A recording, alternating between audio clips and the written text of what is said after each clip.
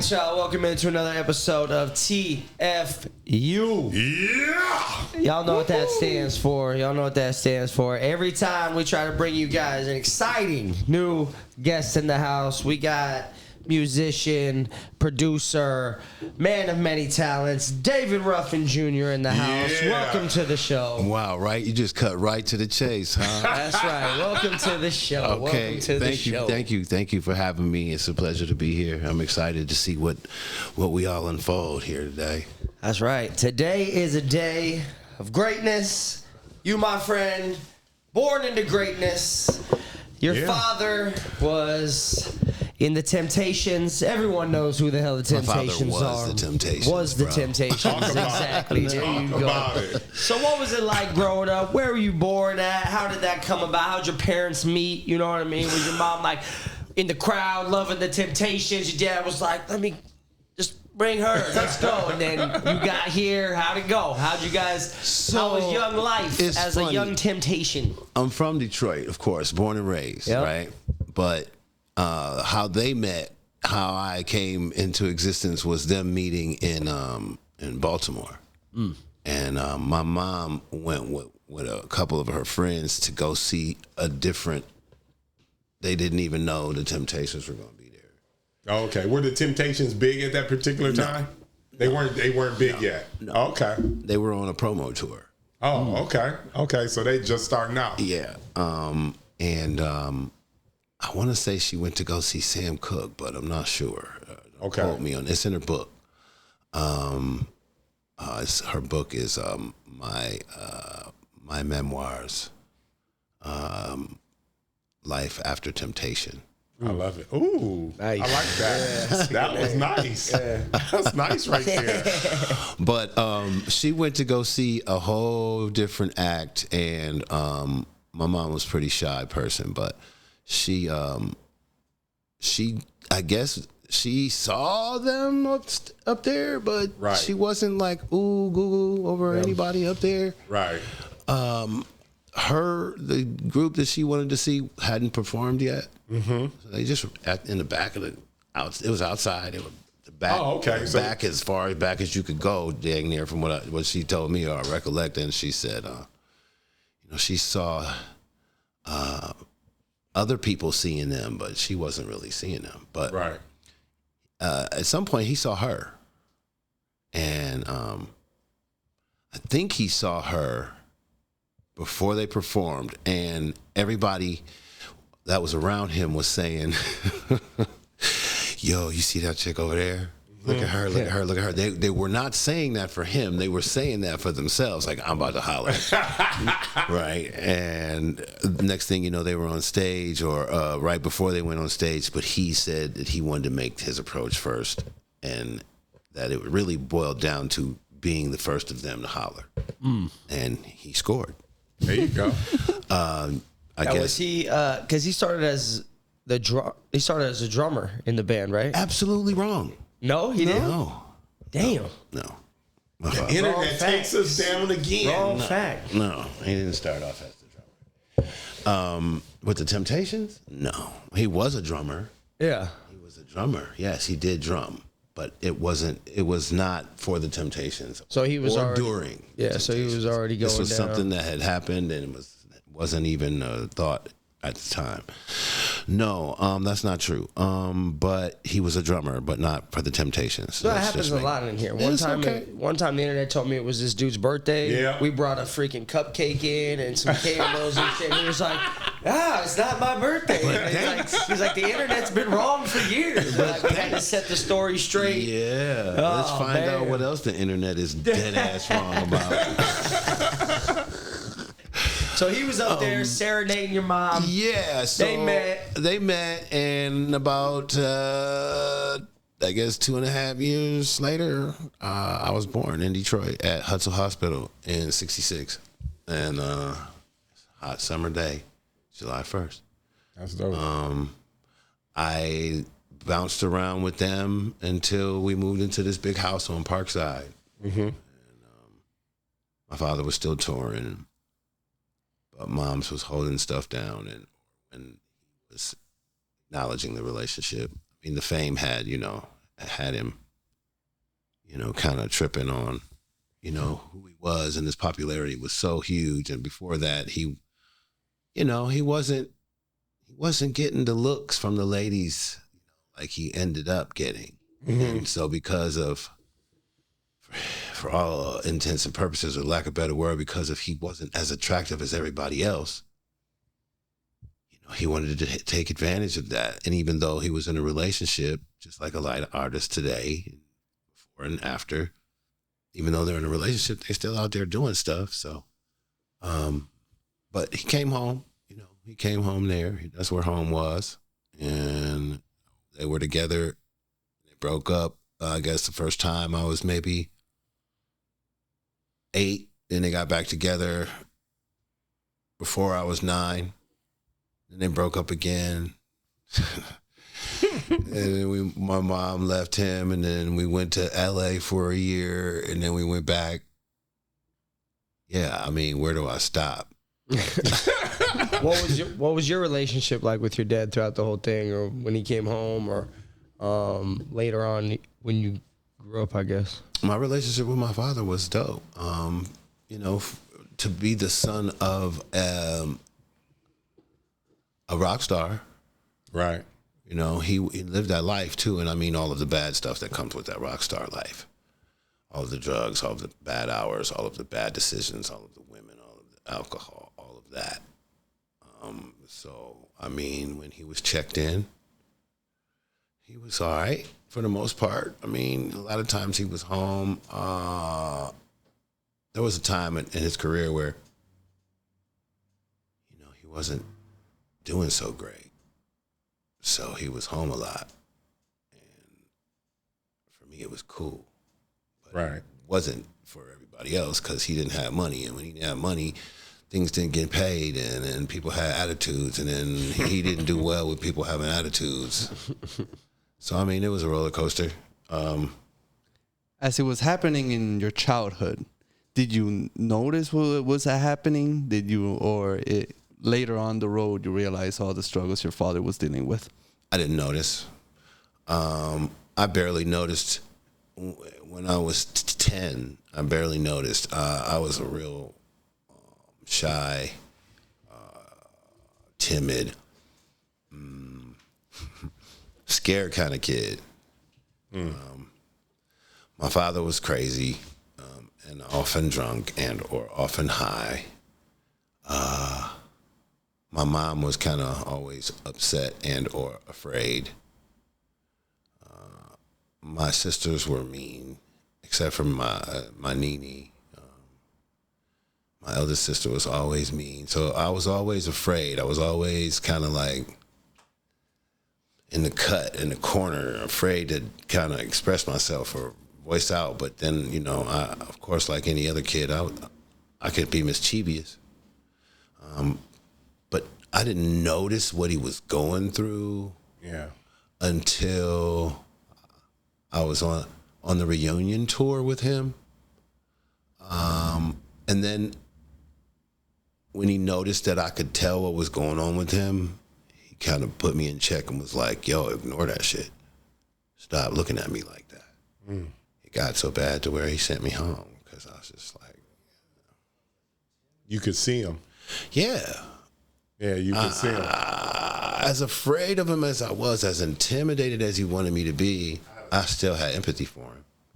Yeah, it's funny. I mean, I had a similar story with my dad. My dad ended up being on drugs, and I was in high school when I really, really noticed. And I remember getting out of the car to this very day and just I just told him that I loved him. I just told him that I loved him. And, I want him to be better. I told my father that too. Yeah. I told my father that as a young adult. I was literally terrified of my father until I was about 15. He was hella abusive mentally, emotionally, physically. Right. I think the women in his life probably got it more than I did. I would say the kids, but they only got a couple whoopings in their lives because they didn't experience his persona lasted a lot longer over there because they didn't live under the same roof with him. So when they saw their father, it was different and it was more celebratory. When I saw my father, it was more, oh shit, how's he gonna be right now? Right. Listen, my father, I've had to get out of my father's car that he left me in and said I'll be right back 3 hours later to go find him multiple times. But as much pain as my father has caused me being an adult and being the father of 3 male children, I get some of the burden that an individual who doesn't have the tools has on their shoulders when they don't know how to, let alone make provisions for the people that they love, because we as men just instinctively want to do that, but to love them correctly. But that's also hard to do when you weren't loved correctly. It's crazy because, I mean, so few people become a superstar. And when you do become a superstar, no one really knows how to be a superstar and what comes along with that. You know, the pitfalls of being a superstar as far as the world wanting you, people catering to you, and, you know, the drugs that you're exposed to, the money that you're exposed to. And like, he probably was a young kid or just a young man, and now he has all this stuff in his hand and he don't know what to do with it. Especially when the people around you are like, David, look what they got over there for you. It's nobody over there being like, hey, bro. Right. That's not a good look. That's probably a no. We shouldn't do that. He didn't have those people around him. Right. I mean, because, you are the company you keep. So. But a lot of us come from nothing. Well, he came from almost nothing. Right. That's why all of the fame, that glitz and that glamour and those women and the money and the drugs and stuff was so attractive. For sure. He didn't have the opportunities. He wasn't invited to the parties. He was a skinny, big-eyed, ugly kid to most people. And then, he grew some long hair, got it pressed, and did what his brother did, which was sing. Right. And it worked. I'm not mad at him. I'm just mad at how he handled it. And growing up, in a music, with a father in the music industry and seeing, the bad parts of it, what drew you to pursue that? I didn't. Didn't? I didn't. It found you? It didn't even find me. It caught up to me because I was running. My mother was in entertainment as well. She was a model and a dancer as well. So even when my mom left my father, I was still kind of subjected to the entertainment life and the nightlife, and I was still kind of just like, still for real, like, still, man. Then it turns into you raising yourself at the crib and making your own food and eating jelly sandwiches and eating syrup sandwiches and mayo sandwiches right? Start looking at me with, yeah, I know what you mean, but it's hard to come from not much and not see what everybody's talking about, have it there in front of you and not take it. Right. It's hard, and I'm speaking from experience in that department too, because I've been in the industry pretty much most of my life. Still today, and fortunately, I've decided to pick and choose when I want to deal with it, but it sure chases me down. I'm still working, not necessarily because I've been trying to. That some people might tell me that's some bullshit and you should be grateful, and I am. Right. The part of me that enjoys working and people and income and residuals, and the part of me that likes to build and make bonds and heal people and make provision, I love it all. But the industry is showing y'all now, especially these days, and it's gonna get worse. The industry is showing you what it is, and how many people been talking off the cuff of their lip. I mean, off their bottom lip. Yeah, you gotta just sell this soul to get that. I know we've all been like, how? Yeah. Because the devil ain't never talked to me directly. How? I've gotten. There's a lot of us that have gotten the Illuminati text or Illuminati email. You know what's so crazy? Am I wrong?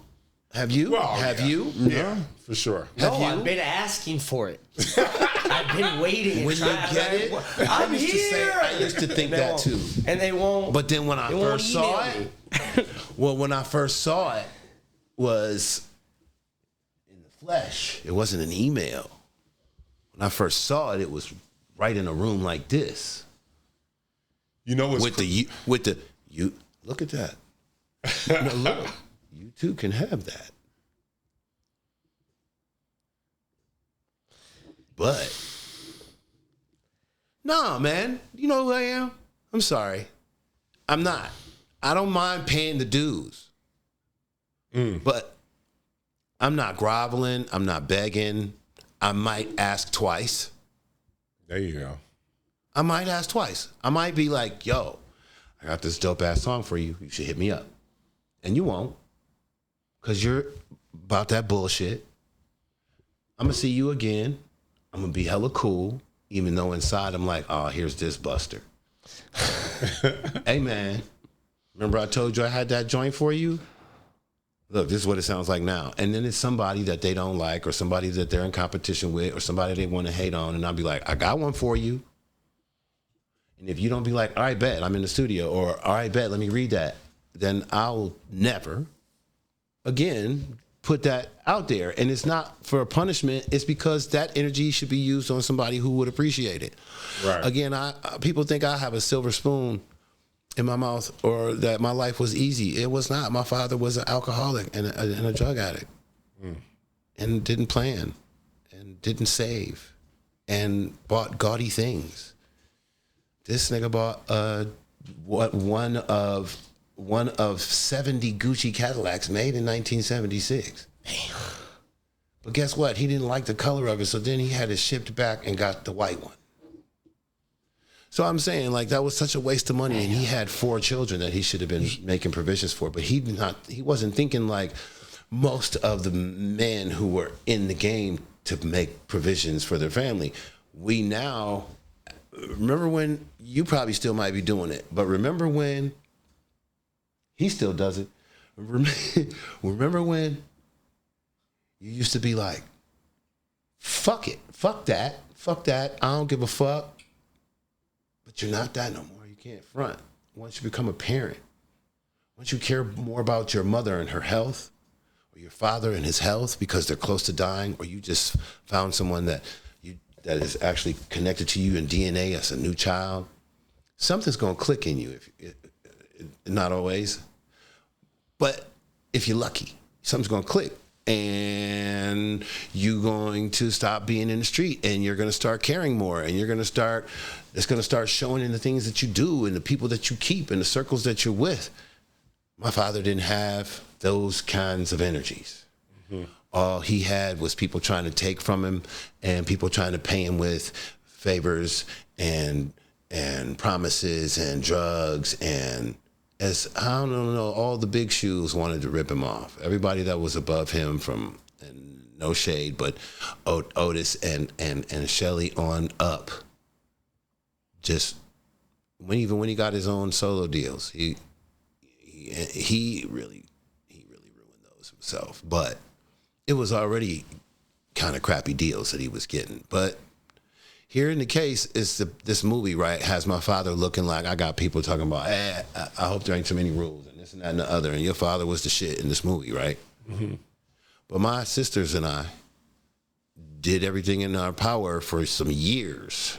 That movie was late. Y'all got that movie out. Y'all saw that movie, the Temptation movie, really late. Because we had him in litigation for years trying to stop it. Because it made our father look like an idiot. Now, is that the Temptation movie? The miniseries or the Leon, the movie with Leon in it. Okay. the Leon Robinson. The Five plays Heartbeats. Right. That's not the Temptation movie. The Temptation movie is the Temptations. Yeah. Oh, yeah. I'm familiar with that one. But was the Five Heartbeats supposed to be? It seemed like it was a play on the Temptations. It was a spin. Okay. It was a play. Right. That's I wasn't there, but that's the knowledge I consistently get. That's what I consistently hear. And I've been in different circles to be able to hear that. That movie, man. That movie made it. That movie has actually made my career harder. Wow. In what sense? I'm assumed to be a problem. Okay. Right out the gate. Oh, David Ruffin. Oh no. Don't know nothing about me. Don't know nothing about me. Fuck you mean? Right. Like, I've gotten it. I hear it often. Oh, it's either, are you like your father? I'm like, in what way? A genius. In what way? Like, for real. Do you sing like your father? Who does? Right. I mean, like, stop asking me that. I'll tell you this, though. I probably do better David Ruffin than most impersonators. Right. I definitely do better David Ruffin than any Temptation that's been in the Temptations for the past 10, 15 years.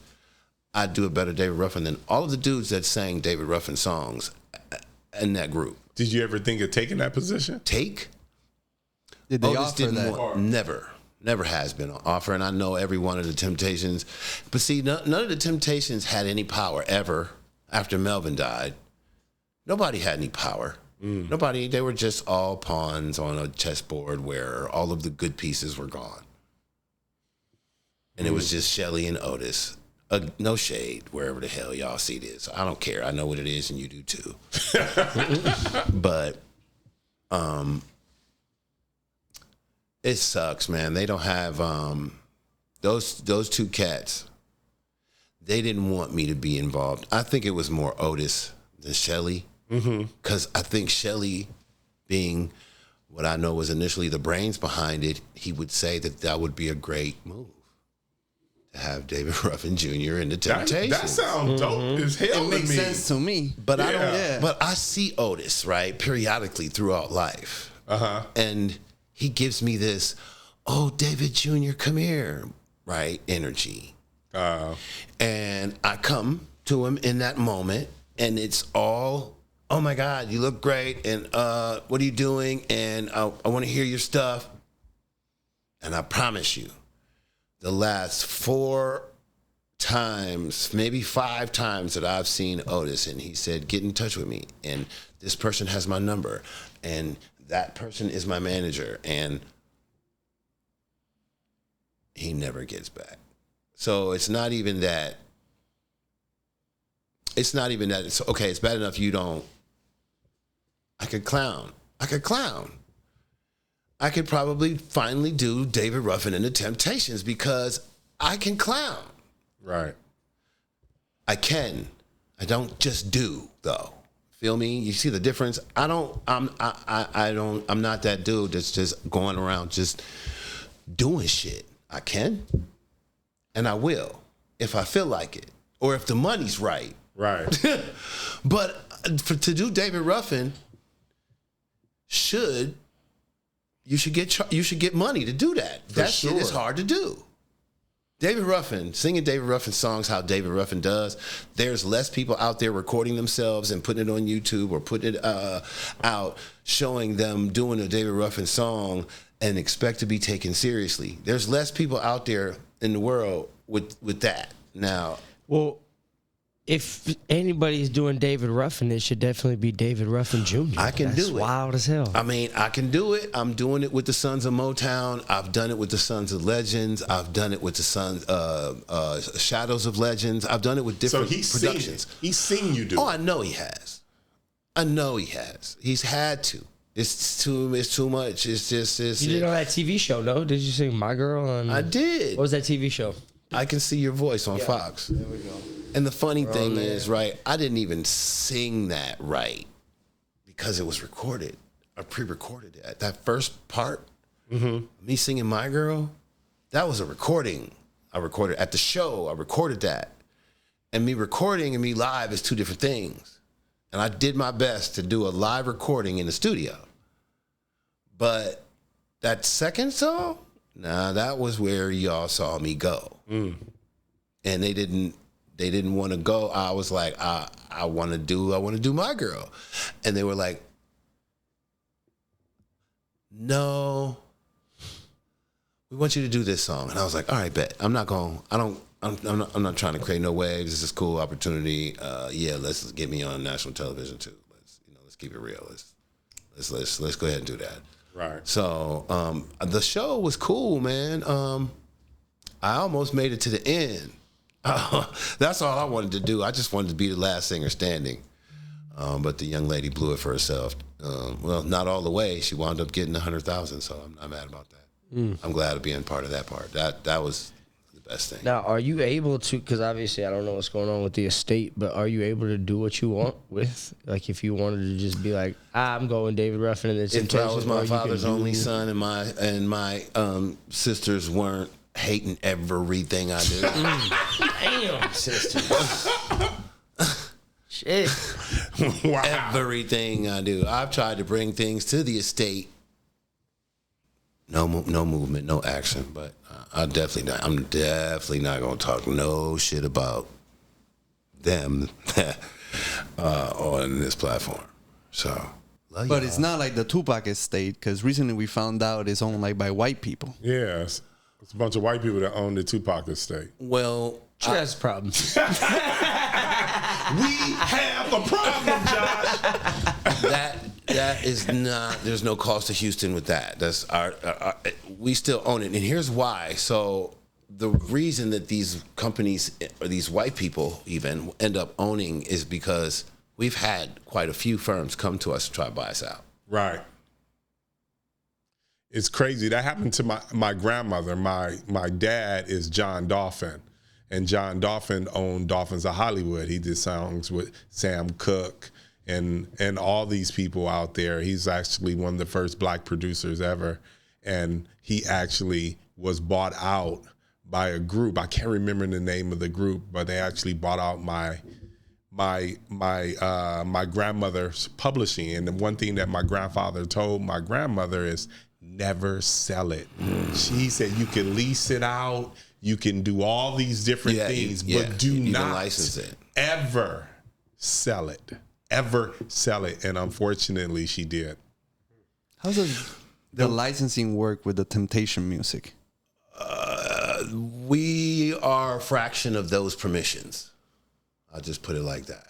But isn't like the music company, don't they have an obligation after 20 years to turn the music back over to the artist, therefore to the estate? That might be the case, especially with the way intellectual property things are moving now.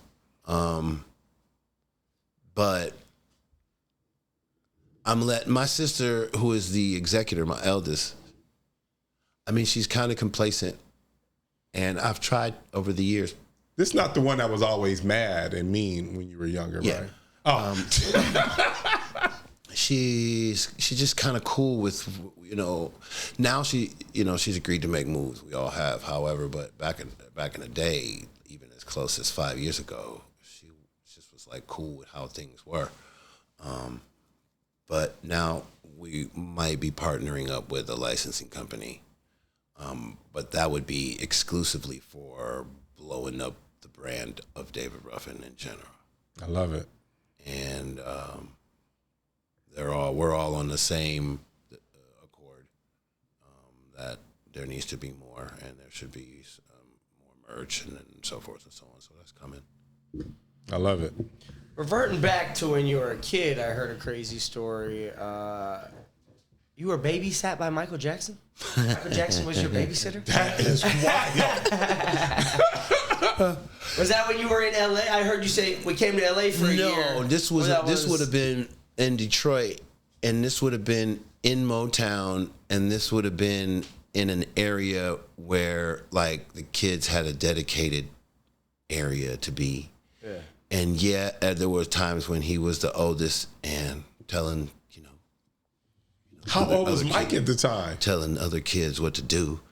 I don't know. It was about I don't know. I don't remember. I was super young. Mike got on stage and they were like, get to the kids area. I'm not like Terrence Howard up in here recollecting every damn thing. No, I don't know. I don't remember. But allegedly. Yeah, that is the story. I forgot there's a story too. It's in my mom's book, but about Stevie Wonder as well. But my mom has known Stevie Wonder since he was like 6. Stevie Wonder babysat you? No. I was like, that's dangerous. Yeah, it's an easy escape. I was like, that's an easy escape.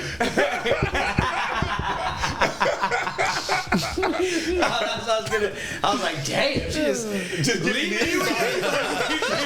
But see, I was left to fend for myself alive. Absolutely. I'm like, no wonder you were cooking by yourself. Damn, that's crazy. So basically, you weren't babysat by Michael Jackson. Y'all just was hanging out in the kids section. Yeah, I mean, like, I would have to say if he was babysitting me, then that meant he fed me and put me to bed. I can't say none of that. Mike never just read you the bedtime story. No. Like, okay, David, we're gonna go read this story right before bedtime. None of that. Fast forwarding, you're in music now. You're making stuff. It's how'd you get into rap music? Because we got a lot to talk about that. Right? That's coming easy. Coming from the Temptations world. Right. How did you get into rap? Because I'll let you say that story before we get into everything you've done. Because some of them are my favorite hits from my childhood. Watch this. I was an artist since I can remember. What kind of artist, I wasn't sure. But it started off with like Legos and build the blocks and little log houses.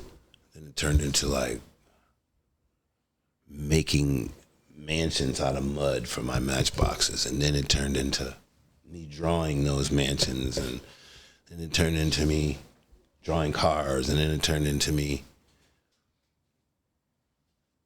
like making patterns, and then it turned into me making poems. That's where it started. But the creative part was always something. Poems. Yeah. That's how it started. It was my first voice. The first voice that I could talk about my pains. I didn't think I could rap. Nor I was already thoroughly into what pain was before rap was popular. Yep. So that wasn't out for me. But the poetry led me to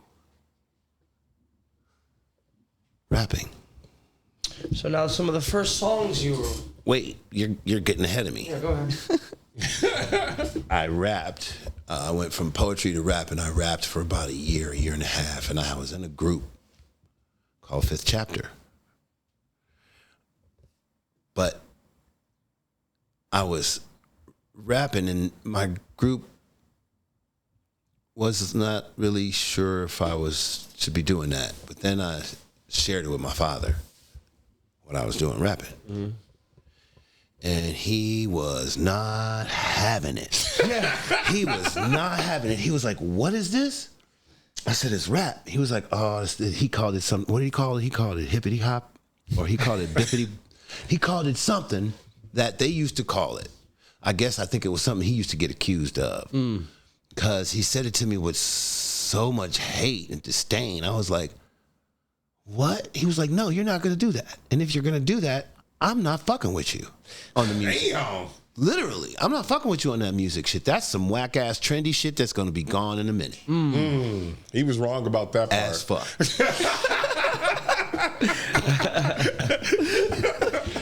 That part. I was like, okay.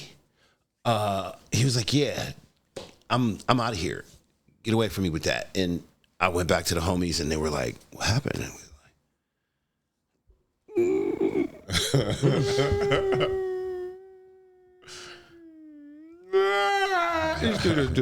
I was like, no, it killed me. But they were like, listen, take your raps, cut it out, man. Take your rap songs and break them down, slow them down. Put some gaps and some space in between your rap songs and sing them. Okay. And they were like, try that. It took me 2 days to break down 2 poems. First, I had to break them down to make them smaller. And then I made them into verses. And that's how I started singing. It was the push of my father and the lift of my friends that made me start singing. And then, of course, went back to him with the music, and he was like,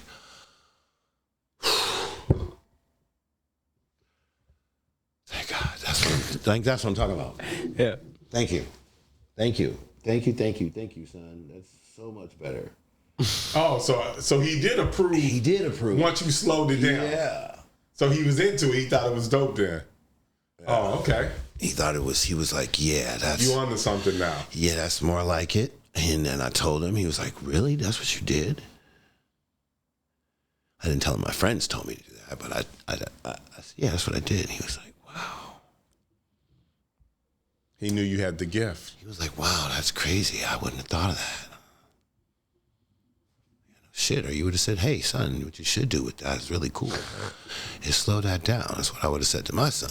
Right. But he was like, yeah, no, fuck that. You won't be wrong. You won't be saying nothing. What you gonna call yourself? Cause wait, yeah, what was your name in your rap group? Bam Bam. Bam Bam. Okay. Because at the time I had an anger problem. Mm-hmm. And I worked as security as I was a bouncer and to help manage that anger. And I banged on stuff a lot when I talked. And so, yeah, that was a security / heavy Bam Bam name. But anyway, the music went from poetry to rap to singing, and then when I came to the West Coast, it turned into hooks. And at this time, Nate and I were doing the same thing. Nate Dogg? Yeah. Oh, okay. So you were real good friends with him? I was good enough friends with Nate. I was better friends with Nate the second time around when neither one of us were on the row. Okay. He was doing more independent stuff and I was too. We linked up. I had a real dramatic break off from death row, but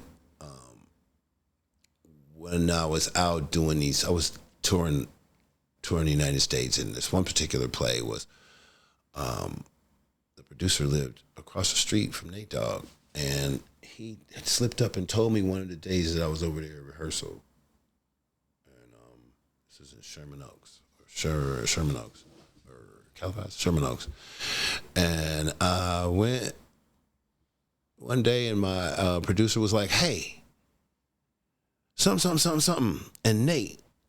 And somebody laughed and said, Nate Dogg is a funny guy. And then I was like, wait, what are you, Nate Dogg? You know Nate Dogg? He was like, yeah, he lives right there. He's like, he lives right there. I was like looking at that house out that window right there. Right. Did you look at that? That's how far it was. Did I not go over there and knock on the door? I sure did. And he answered the door. And he was like, D-Ruff. And I hadn't seen him in years. He invited me in and we talked and we chatted. And I said, dog, how are you on everybody's songs? Right? He was like, dog, that same thing. I just get the music. I just have them send me the music. I'll put something on it and I'll send it back. I don't hear something most times, but sometimes I do. And I was like, what? And then it turned into he heard back almost every time. You know, he's like, he would put a hook on it and they would run it. Okay, ship it. Whoever it was. And he would get chipped off right out the gate. He was like, bro, 50, 100. Wow, just. That's lovely. That was like the first time Nate had really, I had been giving him game previously in our exchanges for the most part. He gave me a lot of game right there in his crib about how he was doing it. And I implemented some of that into my life.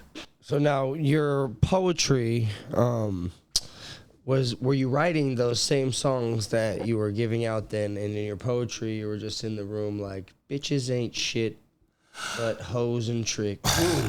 One of my favorite songs. Like, the deep poetry words of David Ruffin Jr. No. Okay, so let me be clear. The only things that I can take that wasn't me. That was Snoop's pen. That was Snoop's pen. But the Gin and Juice was my pen. The Shiznit was my pen for lack of it not being any words but a scat. The original beginning of Niggas Don't Give a Fuck. That's my pen. There's quite a few songs that have come out on other platforms. Even one of them what's the damn name of that movie?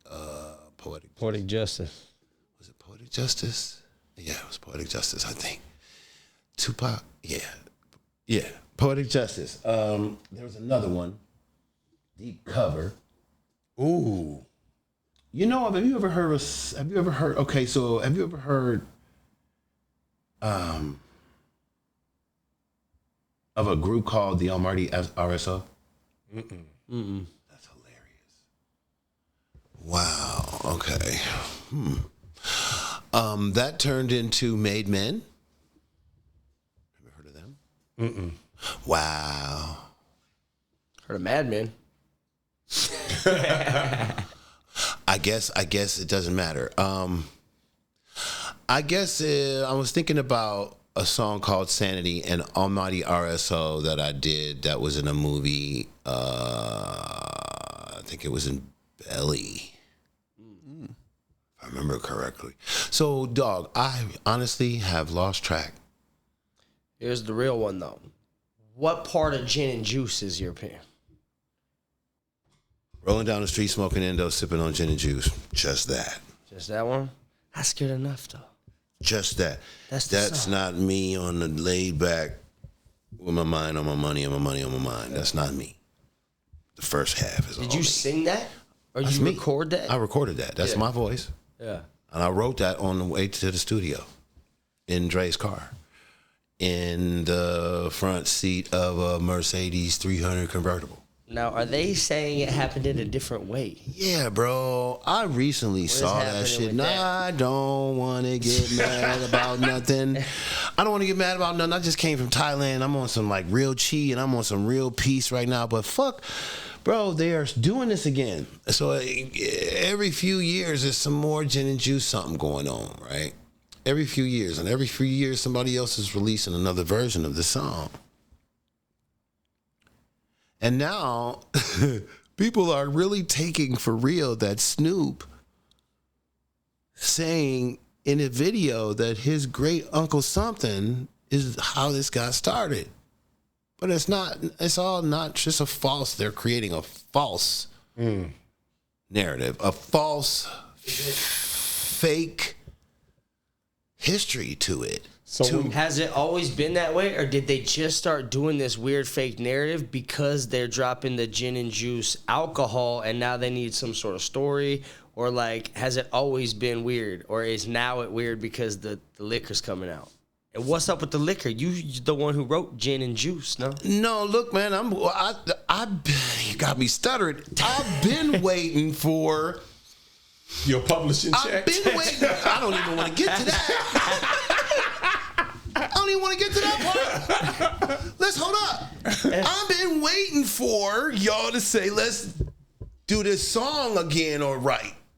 Since you promoting all this gin and juice shit, now I, by all intents and purposes, need to be getting my piece of this liquor company. Talk about it.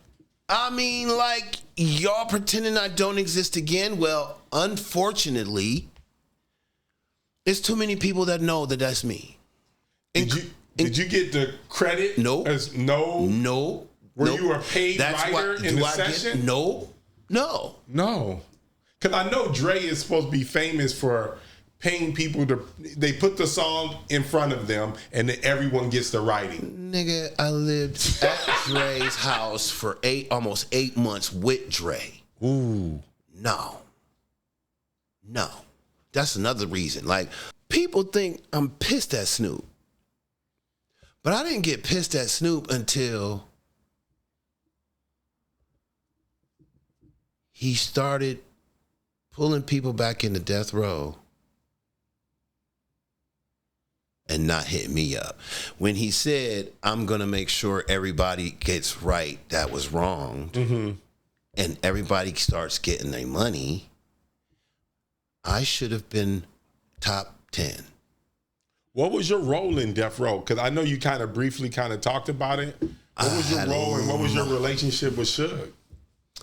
My relationship with Suge was cool. Suge, he tested me. He tried me.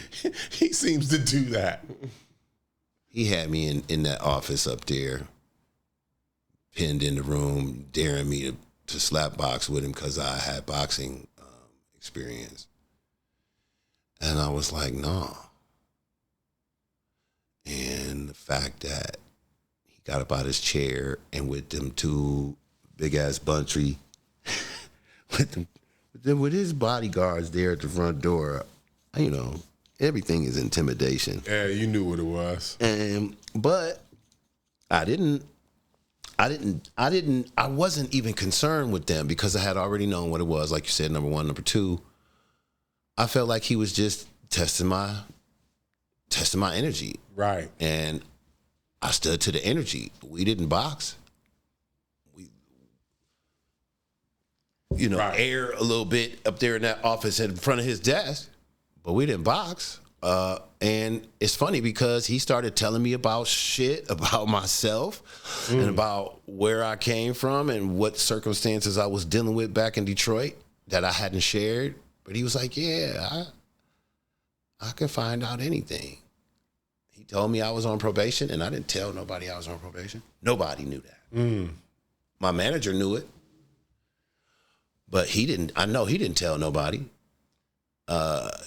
He knew that I was. It's funny because of him finding that out. I was able to get off of probation because Death Row sent a letter. I told Dre and told Suge, and he told Suge, or vice versa. And they sent a letter that I'm working, and I got off of supervised probation.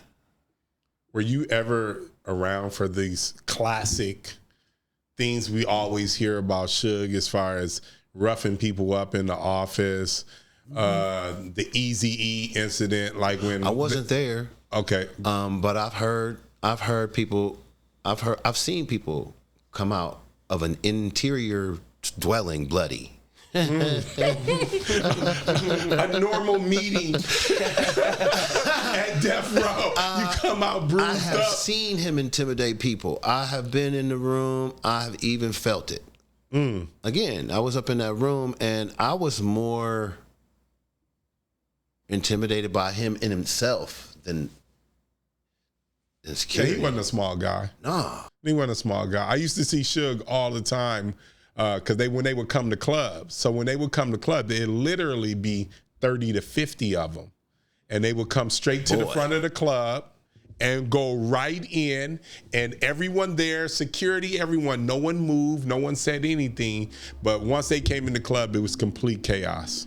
Man, oh my God. Nightclubs, restaurants, Century Club, Club Flex, Palladium. Century Club was famous. Monty's. There's been I've been to some amazing parties. Mm-hmm. I've even walked in on some didn't really blow my mind situations, and I've walked in on some blew my mind situations. I've never seen anything that I couldn't handle or that I didn't. I saw one time I went to a party with Dre. We all left though. One time I went to a party with Dre somebody who invited him, and it was some white dude, and it was somebody who had a lot of money. And we went to this party, and we went into the backyard. We went in through the back. He called himself bringing us in through the back. Mm-hmm. And as soon as we walked in, it was just kind of like a lot of naked women, but naked dudes too. Eyes wide shut type of stuff. Like, for me to say this is, I don't mean it to be racist, but if you're white enough, it's like, what the hell? But where I came from, Detroit, Black City, Detroit, that shit was fucking weird. Mm-hmm. Not entertaining. Right. It's like Makes me feel away. he's like, yeah, it might be Something time to inside. go. I used to be a homophobe. I'll put it like that. I was coming up as a teenager, early 20s. I would sock somebody for saying hello to me. How you look good? Bow. I was that guy.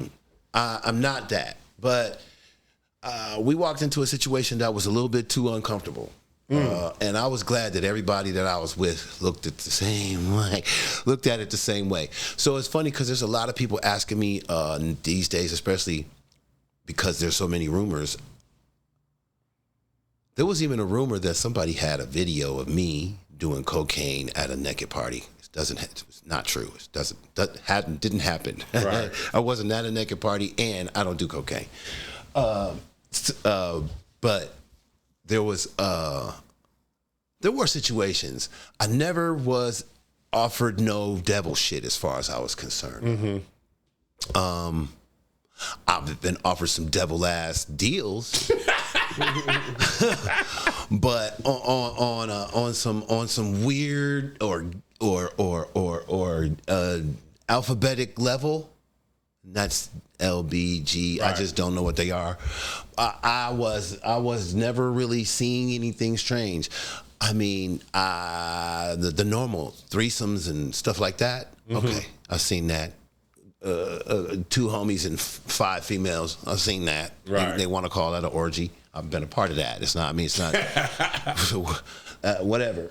But I never saw any of the stuff that's going on right now in the media with a lot of the entertainers and what's coming out. Yeah, So you wasn't at no Diddy party. Never was at a Diddy party. I was at a Diddy college party on the East Coast before he became before he got with Andre Harrell.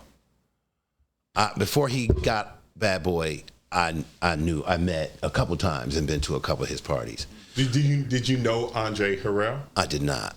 Oh, okay. You were around for the East Coast, West Coast? I was. Beef shit I was. with Death Row? I wasn't there. Not that part.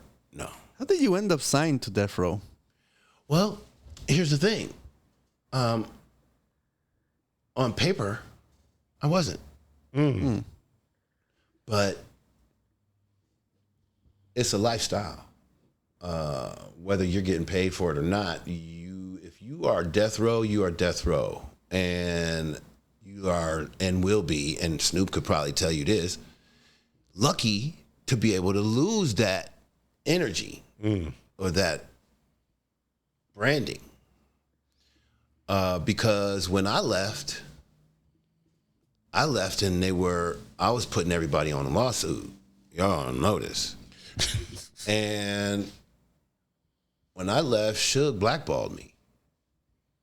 Wow. And Suge told people, if you fuck with D Ruff, you're going to have to answer to me. And I was like, when I was hearing that, I was like, I didn't hear it for a good year. And when I heard it, I was like, for real? Is that what's going on? Because it's some of the same people that I've been dealing with, doing work with, sessions, having fun with. I can't even get in contact with no more. Me? Listen, I've been accused of being overly confident, even back then. But I maybe didn't know how to express that right or something, but it was still true.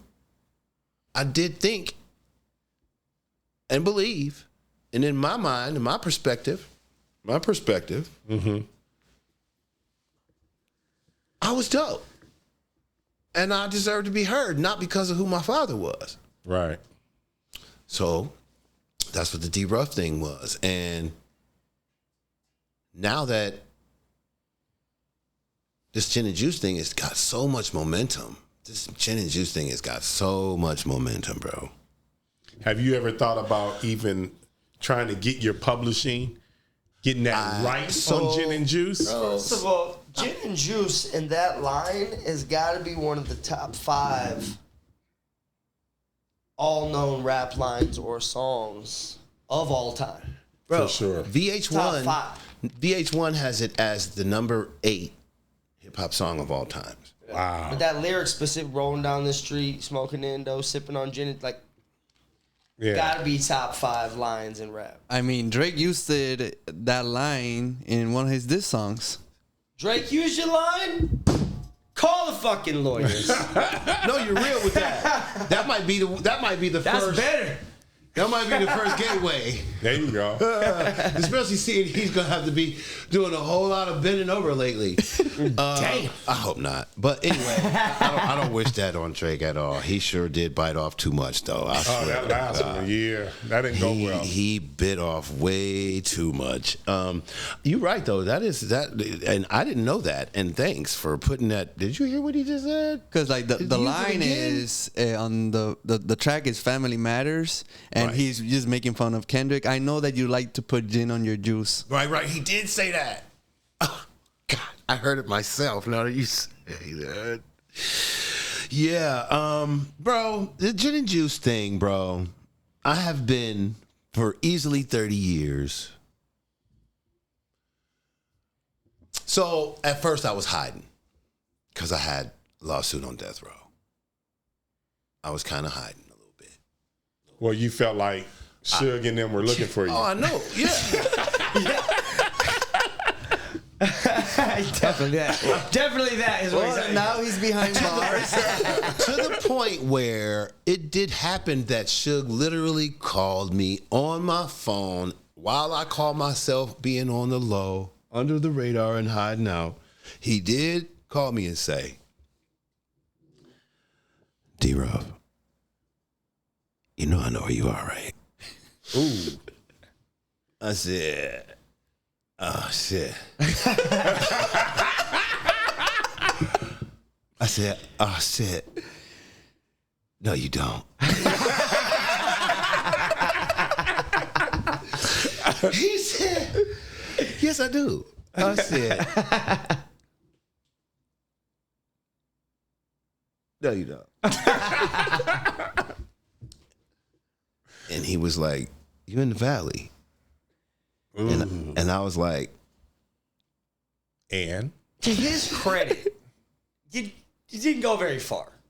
he what? The valley seems like death row territory still. You didn't really get out of the neighborhood very far. If I was suing death row, my ass would be over there with Diddy. See, look, you're right. I did not. But he then said, the apartment building that I was in. Ew. He was like, you were at so-and-so and so-and-so, off so-and-so. I was like, Damn, was it the Summit? I was like, okay, so yeah, you got me. You got me. And what? Well, damn, okay, cool. He was like, nothing. I just want you to know.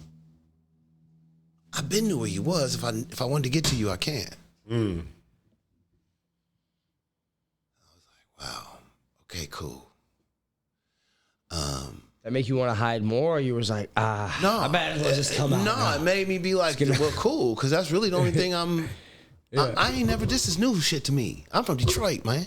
I don't understand what y'all are talking about. Like when I first got here, y'all talking about what color you represent. Right. This color. Green.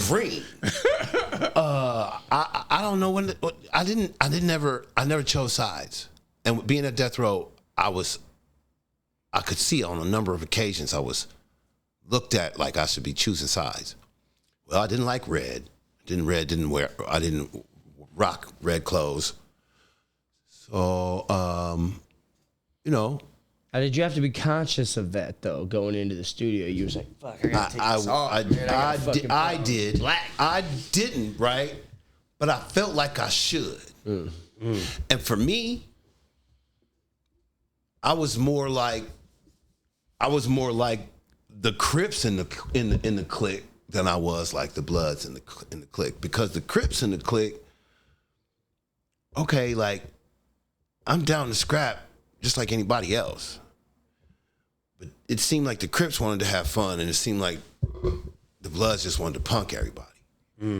That's how it seemed to me. Crips being like Snoop's gang. Not just him, but yeah, them too. Was that constant tension in there, or no?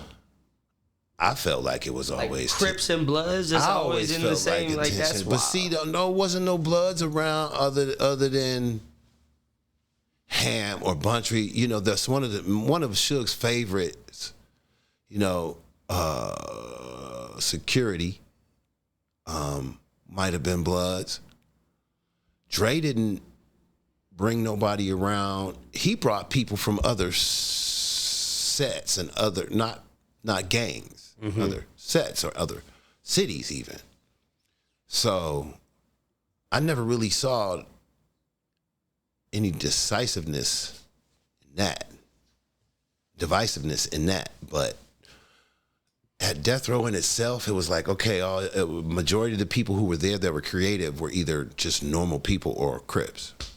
I didn't really experience too much bad energy other than, faces. Do you have any encounters with Ice Cube or anything like that back then? Me, personally? Yeah. Outside of seeing him, in the studio or on set or something, no. Okay. Because I was on set of Friday, Friday after next too, so no. I mean, I met him a couple times. I never really introduced myself as what people would recognize me as. It's either DRJ or D-Ruff, or David. And I want to do that. I've always wanted to do that so that what I'm bringing to the table is shown first, as opposed to what your expectation is going to be of what my name says I might be bringing to the table, if that makes sense. One of the interesting relationships I thought, and I don't know if you've seen it or maybe you just Where the shots at, man? What the fuck? Y'all ain't got no shots, no nothing? Kool-Aid? You got some apple juice around this bitch? I'm just joking. We need to get a sponsorship. I can run down the street and we can get some shots if you want. I'll be back in a jiffy. Now, was MC Hammer hanging around death row? Because I thought MC Hammer and like Tupac were making music or something. Like MC Hammer had a lot to do with All Eyes on Me. That was after me. After you, okay. You weren't around for... That was after me. I was around, but I wasn't in the camps. Yeah. Those were hideout days. Because I always hear that story about MC Hammer. Going back before we move on from gin and juice, when was the last conversation you had with Snoop Dogg? The last conversation, physical conversation that I had with...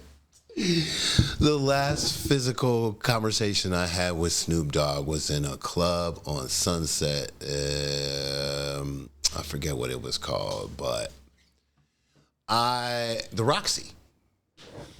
I think it's the Roxy. I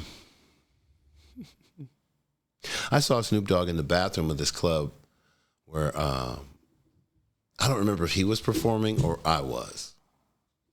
But lo and behold, now I'm seeing Snoop in the bathroom. That's how I met Snoop Dogg. Oh, wow. So the first time I ever saw Snoop Dogg, ever in life, really actually saw Snoop Dogg, was in the bathroom of a club downtown L.A. The last time I physically saw Snoop Dogg was in the bathroom of a club in Hollywood. A lot of chance meetings in the restroom with Snoop.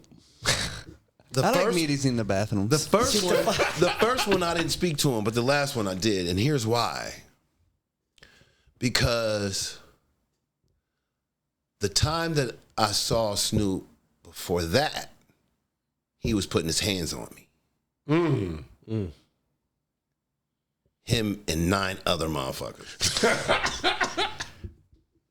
Over what? That was over a bitch-ass, lying, conniving, manipulating little motherfucker named Malik from Illegal. Now, that would be the catalyst. That would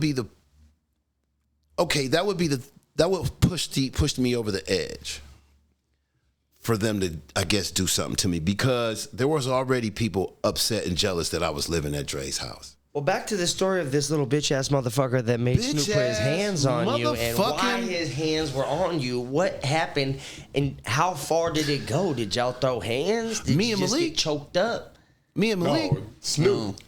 Because you said Snoop. Snoop was one of 9 people. 9 people, and I wasn't gonna lay there for it. So I mean, I was elusive as possible. I attempted to scrap back, but that was. Come on, I've been on the other end of that. I've been one of those 9 niggas before, so I knew what was coming. You knew how this was going to turn out. No, I've been one of those 9 dudes, and I knew for a fact what was going to happen if I stayed there for it. And because I was the prettiest one of all 10 of us, I was the R&B dude. I wasn't, regardless. I'm not a gangbanger, and you got all these Crips right here, right now. C-Style, Lil C-Style, a Big C-Style, the twins. I mean, I A lot of C-Styles. I forget. It's So from why Baby were Snoop. they so upset? Why did So I'm Snoop gonna tell you grab why. I'm gonna tell you why. No, they didn't. Okay, I'm gonna tell you why. I'm gonna tell you what happened. It's funny. It's a situation. I'm staying at Dre's.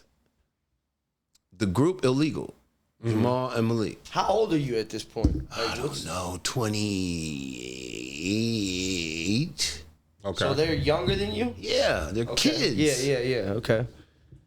Malik,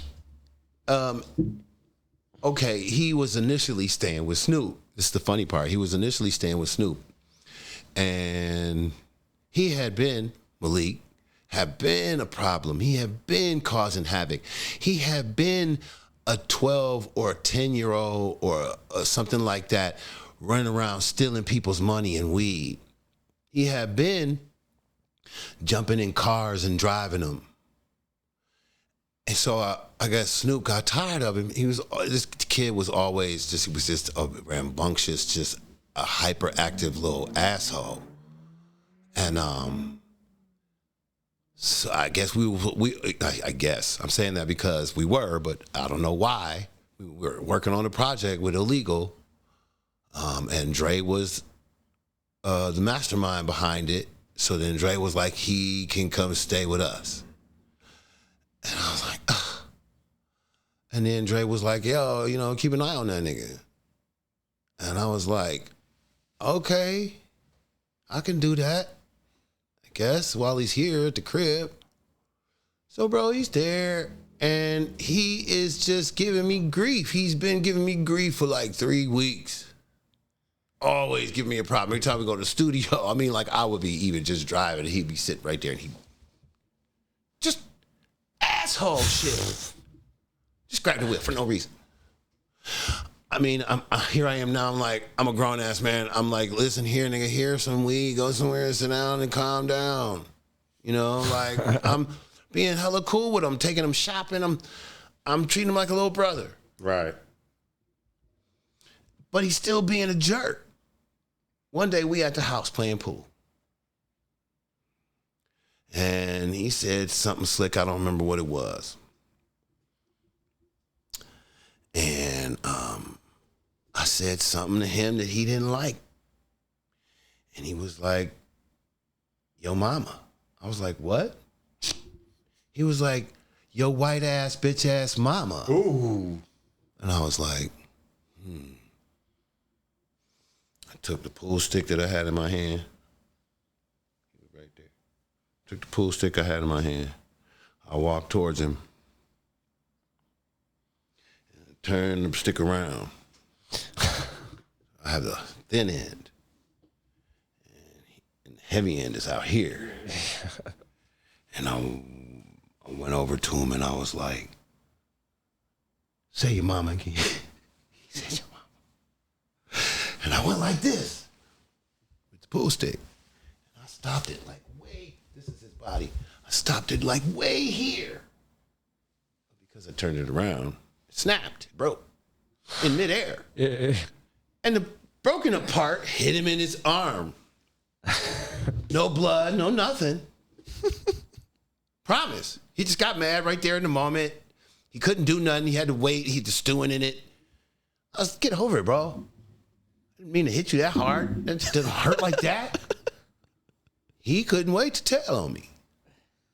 So he went and told Snoop or whoever else in the dog pound. Oh, okay. Was he related to Snoop? Nope. Oh. And then here came, I guess, what was called the retribution. So I'm often at the crib by myself, or I have access to get in and leave, whatever, at Dre's out in Calabasas. These cats always come over. It's like, you know, we've all been kicking it for a minute. We'd have had pool parties, all kinds of nakedness going on out there in the pool. These cats come over. 2 carloads deep, I think, maybe 3. They pull up. I answer the phone. Who's at the gate? Snoop. Oh, let him in. I tell the security, let him in. He said, it's like a couple cars. I was like, all right, it's cool. Now, You let in your own detail. yeah, I did because by the time they got up there, I thought to myself, we ain't doing shit that I know of. Right. Is Dre even here? I might have made a mistake. They came up, I opened the door. First people I see that I know and I'm super cool with, Snoop, Daz,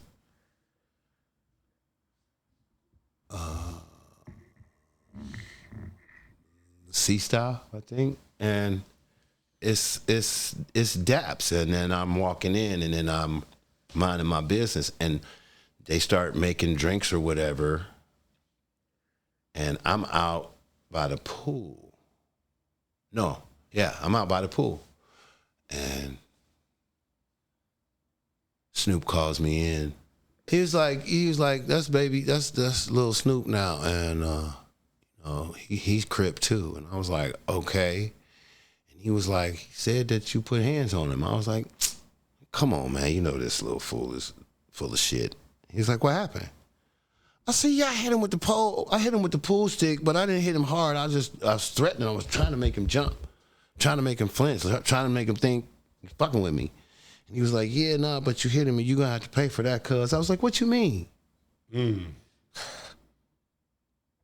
then here comes C-Style, who I was actually cool with too.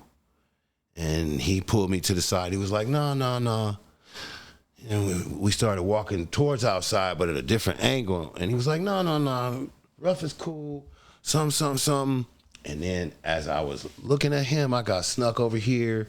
And this nigga tried to wrestle me to the ground. Well, did wrestle me to the ground, threw me to the ground. And here I see niggas is coming. They start trying to swing on me. I'm dodging. Bang, I get one lick in. I might have got an elbow in by mistake. And that just set niggas off. You said by mistake. And yeah, I really wasn't trying to fight that many people. I was just trying to really defend myself. Sorry. That was out of instinct. And then so, I got up and got away from them, and I literally ran around to the other side of the pool. It was hella narrow. Thinking that they wouldn't come chasing me, and they coming from both sides of the fence to where I'm in the corner. And I'm just like, nigga, y'all are wildin'. I literally said, y'all are wildin'. I dove in the pool. Oh, you think that's gonna save you? You gotta get out the pool. Nope. No, I don't. Never. Be here to the end We of can't come in. We think we can't come in for you. When is Dre coming? Man, I stayed in the pool for a few minutes, right? And a couple of them left. But then a couple of them were still there. I ran into the kitchen where I knew the long nose 45 was. Ooh.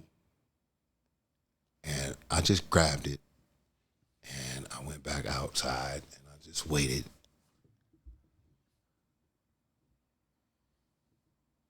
It's a long wait. It was. It's a long wait. Did they ever approach you? No, they didn't approach me because I think they saw it through the window.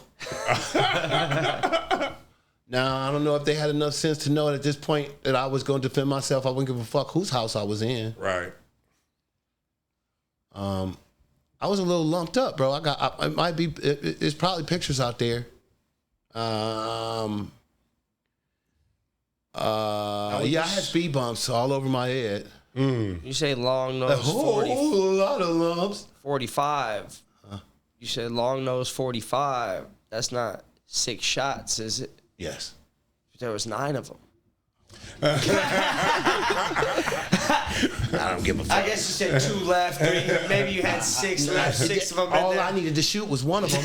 All day. That's all I needed to shoot was one of them, and I didn't want to do that because Dre showed me where that gun was and was like, "This is only in extreme emergencies," and I was like, "Nigga, this is an emergency." It's definitely an emergency.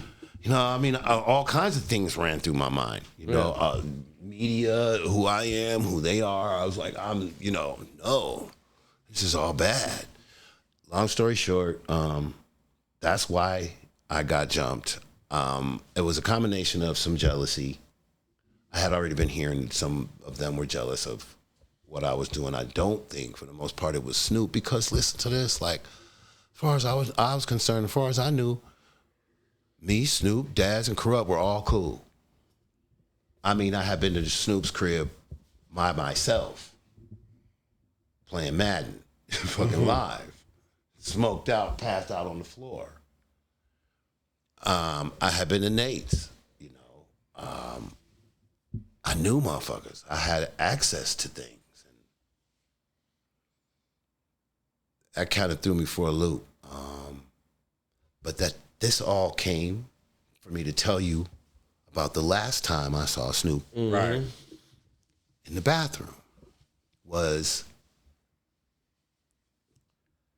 that, and I had filed a lawsuit against him in that time. Ooh. But that wasn't somewhere we had seen each other. So I felt like I had 2 get backs. I didn't sue him exclusively. I sued Death Row, Dre, Calvin, Suge. That was who was in the lawsuit. Was this Now, over gin and juice? Of course. Oh, okay. So that attorney disappeared. My second one got paid off. I saw Snoop in the bathroom. Second time. Now, did he reappear? Or is he still disappeared? I have looked for this attorney a number of times in my life and have not found him, not on Facebook, Not anywhere. So you Chet initiate Williams the third. Where you at? Williams the third. Where are So you? you initiated the lawsuit, and then I guess they paid off your particular attorney. The second one, to- I know they paid him off. for him to disappear and leave the case alone. I'm sure that was more than just the $50,000 that he got because of his influence. Yeah, I didn't even know. So what happened was the second one, how they got out of that was I was supposed to appear in court, but my attorney never told me I was supposed to appear in court. It was on the news, y'all. It was on Channel 11 News. David Ruffin Jr. showing death row. It was on the news. And, well, he's not here. So that suit's over by default. Right. That was on the news. So now you're in front of Snoop. I'm in the bathroom. bathroom, man. And he's washing his hands, and I came into the bathroom. And he did a double take. He's washing his hands. And I was like, Snoop Dogg. And he was like, he stopped washing his hands. And he leaned back. You I know. looked at him, and I was like, ain't nothing, bro. Ain't nothing. Ain't nothing. We good, bro. He was like, we good? I was like, yeah. And since he just shook his washed his hands, I shook his hand. And he stepped. That's the last time I saw Snoop. And that was about at least 10 years. If not more. Now the Dog Pound's back out. Death Row's back out. I heard the song. Dog Pound. And as soon as I heard it, I was like, y'all are so stupid. Why are y'all not hitting me up? Let me show you something. Let me just give y'all an example Okay. real quick. Let me just give you an example real quick of what my West Coast is, even being from Detroit.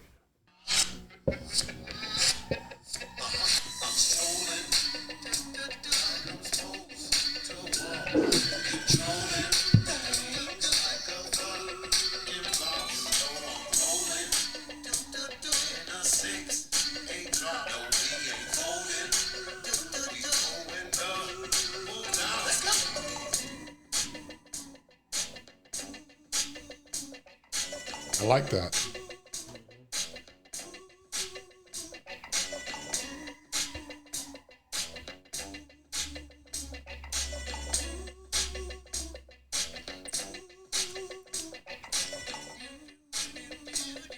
You made the beat too? My cousin and I did. Rest his soul in peace.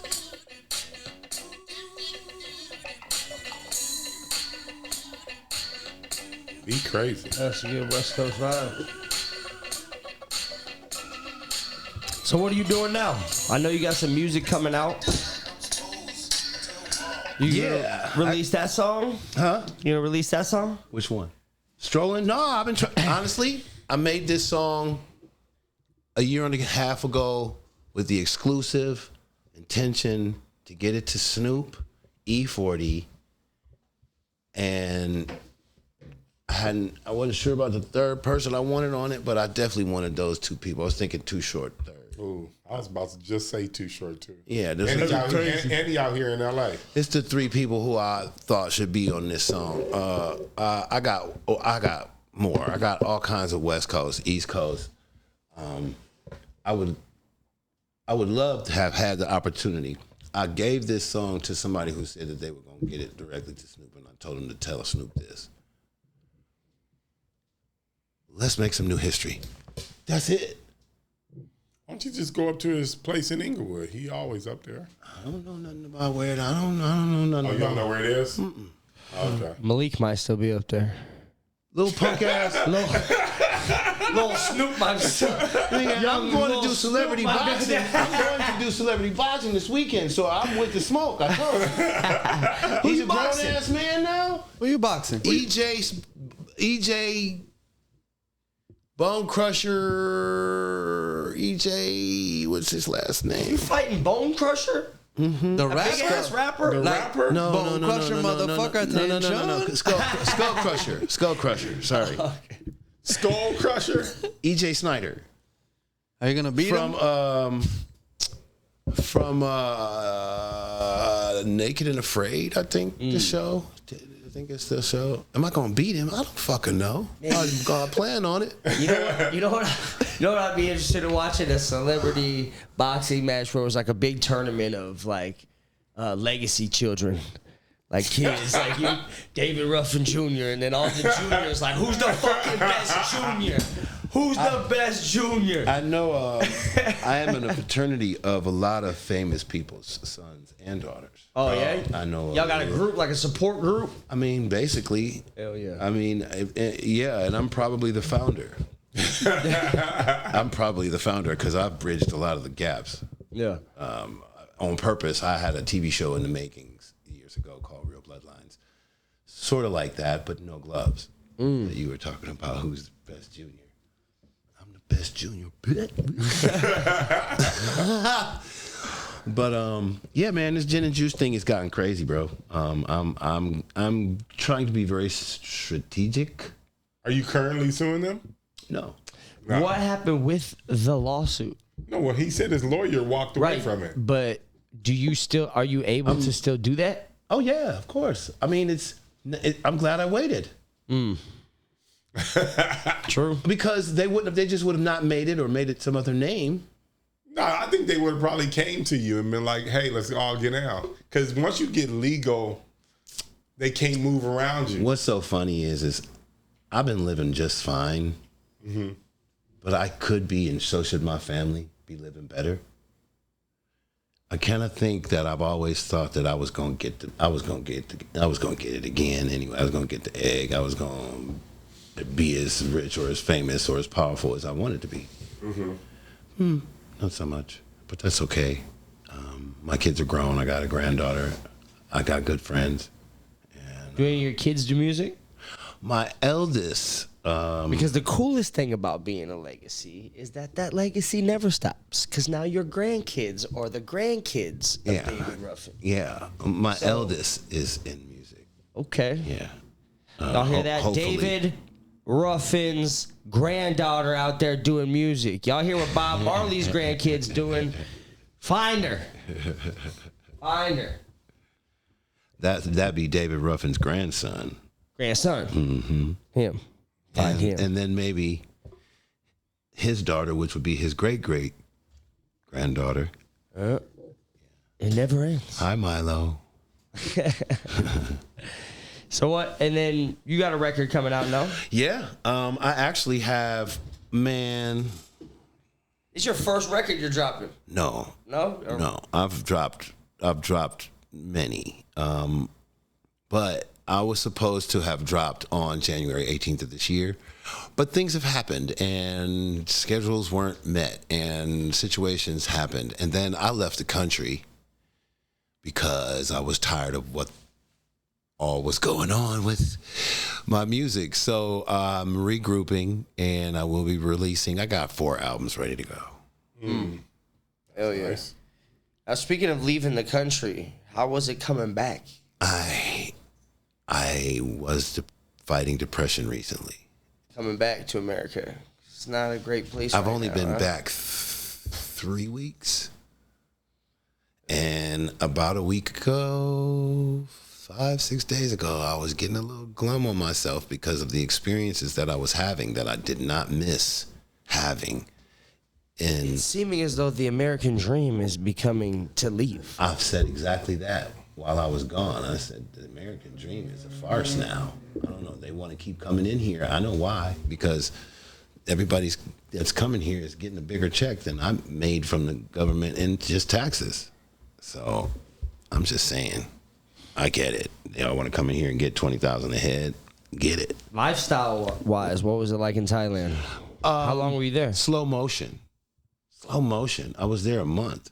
It was slow motion when you wanted it to be and very fast paced at the same time. So you don't have to go to the suburbs to get quiet, and you don't have to be in the city to have fun. it's for lack of better words, it's still a third world country, but it's Asian, with a sprinkle of black, as far as I'm concerned. I didn't feel like a black man over there.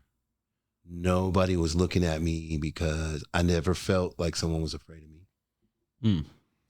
Nobody looked at me like, not even the people who were there visiting. Not black. You ever been in Thailand? That's not true. That's not true. I did have a really racist experience with some dude who was from maybe Switzerland or some shit. Really, the way he was talking to me, you bloody Russian, you fucking nigger or something. I was like, whoa. I was like, how old are you, bro? Fuck you, you fucking nigger, this and that, and I'll kick your ass. What'd you say to me? I said, get out of the street, bro. You're gonna get hit. Cause an accident is what I said. Damn. You didn't tell me what the fucking did you fucking read for something or another. And A Southern Swiss accent is crazy. Like Swiss with a little rebel. you killed me. I guess I did just leave Georgia yesterday. I just got here from Georgia yesterday. I'm sorry. Not that that's rubbing off on me. It's I would probably do a better accent if I wasn't being recorded.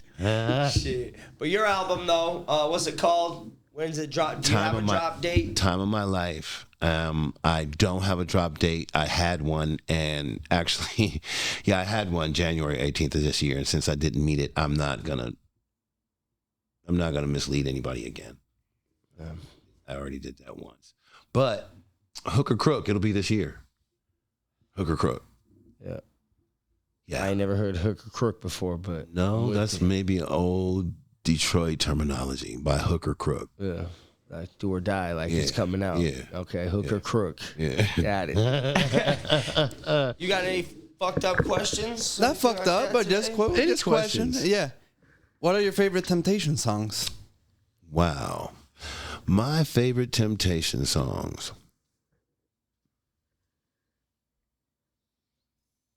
That I like personally, or that That you people like? That you like. That you like? Ain't Too Proud to Beg. My favorite Temptation song is not my father's. It's Dennis Edwards, and it's Papa Was a Rolling Stone. I was so mad. I was so mad at my father. I was like, why couldn't you wait one more album? Why couldn't you wait one more album before you left? That would have made him so much more of a star. That was the Temptations' really, really next big hit after My Girl was Papa Was a Rolling Stone. Ball of Confusion. There was a lot of awesome songs from my father's voice.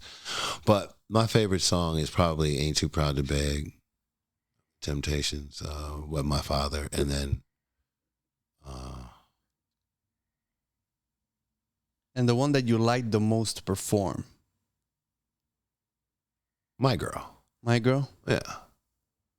Yeah, because the reaction to it, everyone knows the song. So because everybody knows the song, it's just a lot better energy. It's easier to sing to people in their faces, and they almost already know what you're going to say, as opposed to somebody who's going, where are you going with this? But yeah, I enjoy keeping my father's torch lit.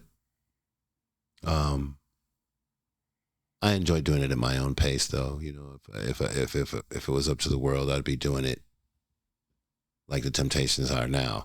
And I've never wanted to be a slave to that rhythm. I've never wanted to be performing because I had to. Right. And then as far as rap music, since you've been around in the game so long, what's your top 5 rappers? My top 5 rappers.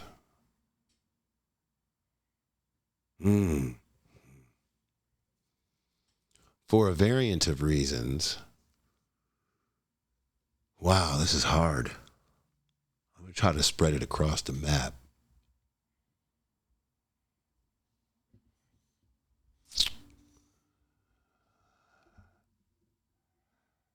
KRS.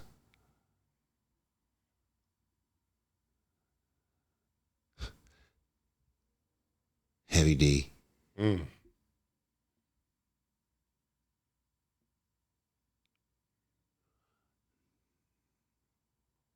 Royce the Five. Detroit. Scarface. Ooh, Rap a lot. Chubb Rock. Domino.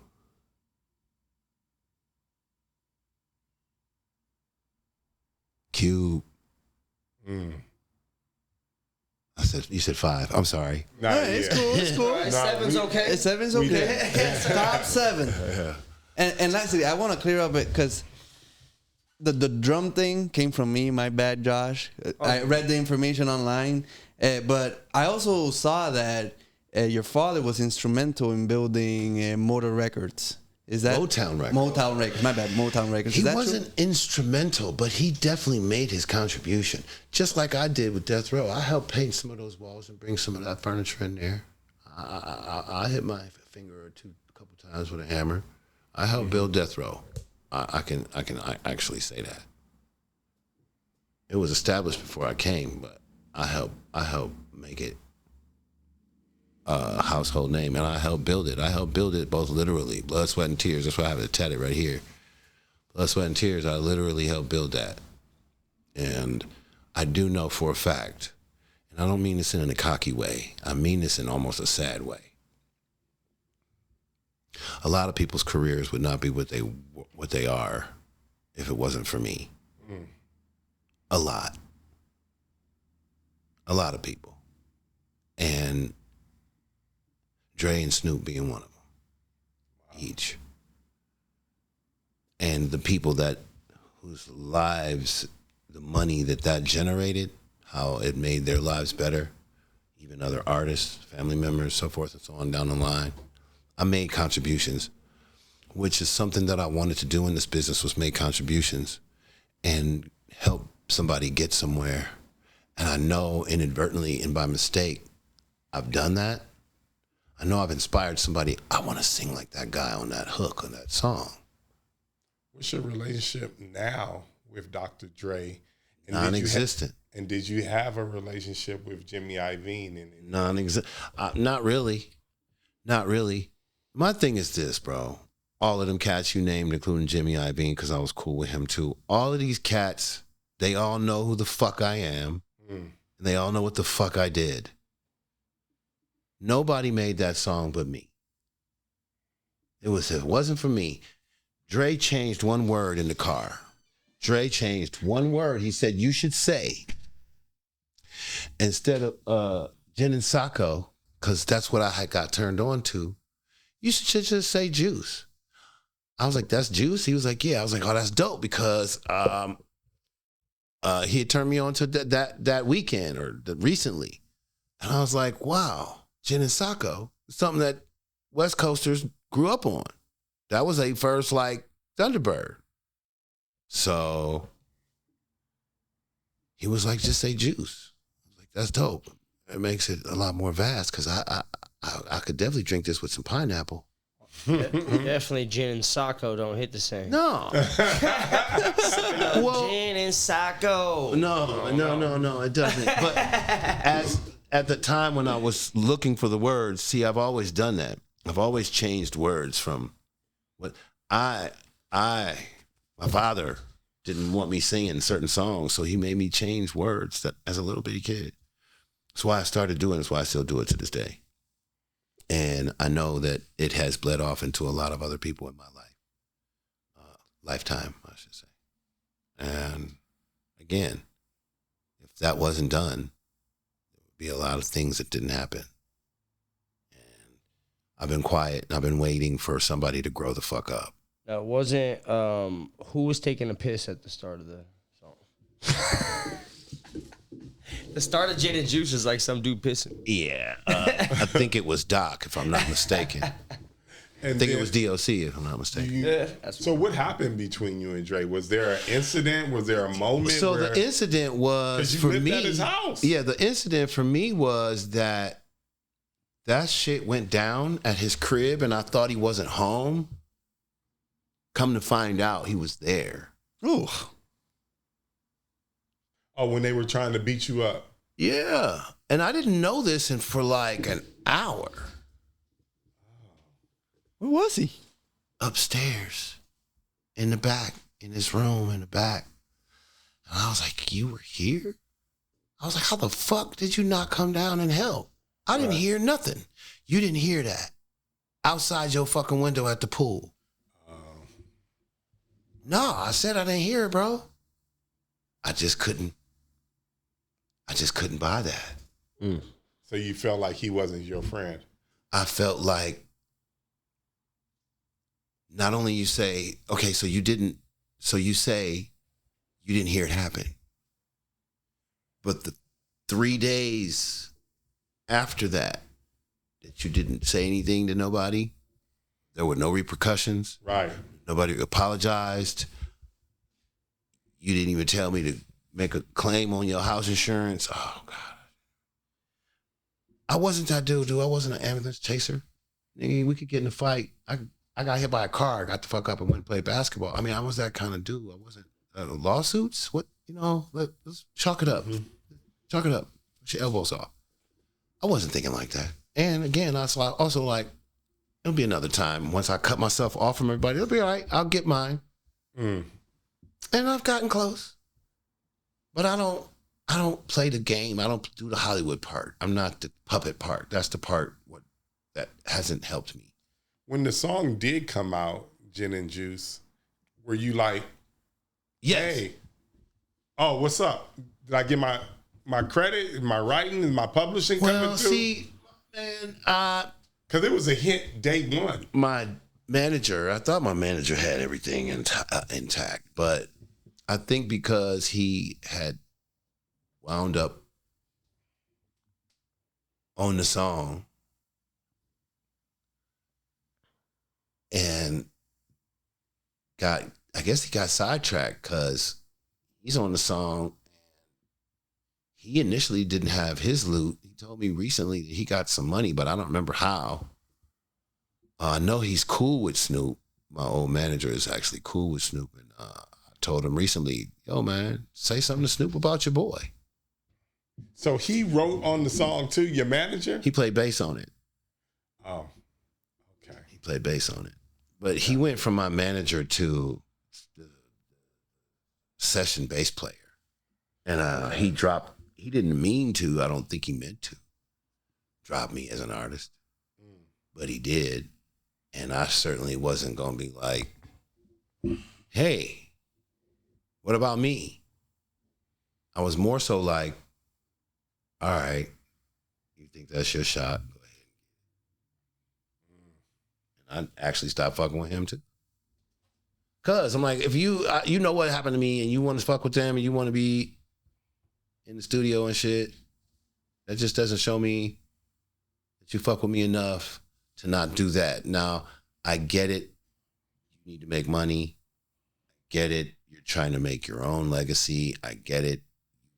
Greatest bass player of all times. I'm going to try to stay out of the way of that. I just can't expect you to. Right. And I've recently asked him to speak for me. I hope that he does. I've actually recently asked him because he got reconnected to Snoop to mention your boy D Ruff, man. See what Snoop says. It's just that. So, anybody watching, if you know Snoop, ask him in an interview, what's up with D Ruff?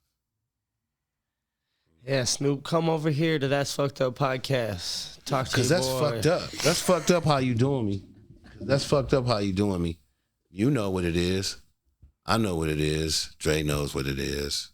I'm just trying to get a little piece of the pie. You motherfuckers been living like kings forever.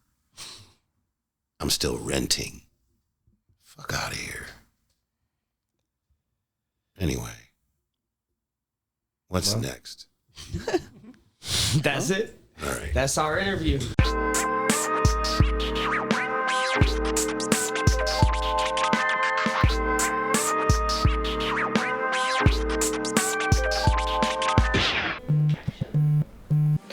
Oh my God, I'm so sorry. I know you've been trying to call me all day, but girl, he just left, and I had to wait till he left to call you because I know I said I was gonna break up with him, but last night he did like a full 180. He was an animal. Where did this come from? Because you know, I've been telling you, it's been like kind of dull, and like something changed, and I don't know what his secret is, but I'm trying to find out. Shh.